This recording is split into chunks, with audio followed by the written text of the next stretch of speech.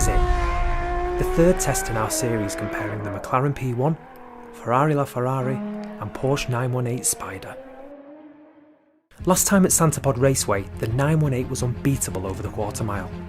But this time we find out which is faster in a race to nearly 200 miles per hour.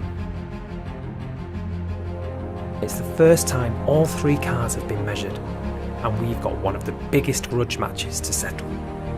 Which is the fastest hypercar of modern times? With McLaren winning the track shootout at Silverstone, will it be Ferrari's turn to finish on top at Bruntingthorpe? To minimise the effect of using different drivers, we'll run each car in their automated modes, relying on their factory programs for best power delivery and launch performance. For the 918, this means driving it in race hybrid mode, with the hot lap button engaged. This releases the full potential of its hybrid battery power, amounting to an extra 140 horsepower. The LaFerrari will also be run in race mode, which again exploits its full electric boost. Whilst in the P1 we've selected track mode for both powertrain and handling, with the rear wing manually lowered. We could run the P1 in race mode, whilst holding down the DRS button to reduce drag, but we've chosen to fully retract the rear spoiler, and hope the car remains stable enough at close to 200 miles per hour. We've got a pretty good idea of which will be the quickest off the line, but let's see which is fastest along Bruntingthorpe's main straight, with its unusual 2% incline.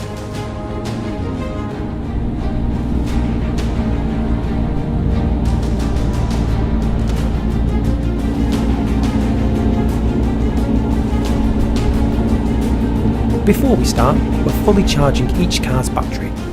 This ensures their electric motors can provide maximum torque. This is done by driving a warm-up lap, which in turn builds heat into the tyres, ready for that all-important launch.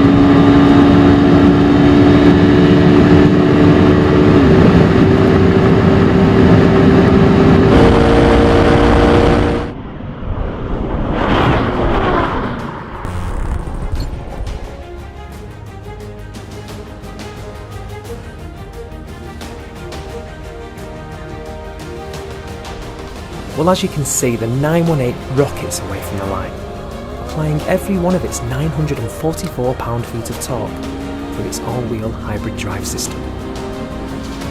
That's 40% more torque than the other two. But despite this on-paper advantage, the P1 is actually gaining speed more quickly than the 918, once both cars climb towards the 150 miles per hour barrier. By this time it reaches 146 miles per hour, the 918 decouples its front electric motor to prevent overspeed, resulting in a significant loss of power, while a more aggressive aero in hot lap mode continues to add drag. So the P1 catches and passes the 918, while the Ferrari must accelerate to nearly 180 miles per hour before it too can put the Porsche in its rear-view mirror. Would the LaFerrari eventually haul in the P1? No. We don't think so. By the time the LaFerrari had reached 192 miles per hour, the P1 was closing in on 200, whilst the 918 wasn't far behind either. But it was close. Very close. It's impossible to race these cars using launch control and visually see the same finishing order each time. Whilst the 918 can sit all day with its launch control engaged, the LaFerrari will disengage its system after only a few seconds. Although the 918 looks like it's always ahead, We've taken the fastest times across all 7 runs to eliminate any jump starts. The data never lies. Thanks to RaceLogic's V-Box performance timer, we can focus purely on elapsed times. So let's look more closely at the data. The 918 dominates the first 3 increments, reaching 100 miles per hour in just 5.52 seconds.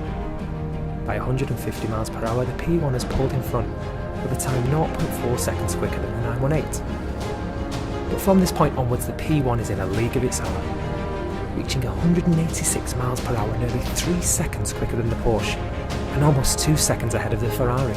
Take a look at the speed time graph, and you can see the point where the P1's acceleration curve bisects the 918. The LaFerrari eventually does the same, but at no point does the trajectory of its acceleration look like intercepting that of the McLaren. The 918 is once again dominant over the half mile, beating the other 2 cars despite crossing the mark at a lower terminal speed. The contest was only ever headed in one direction.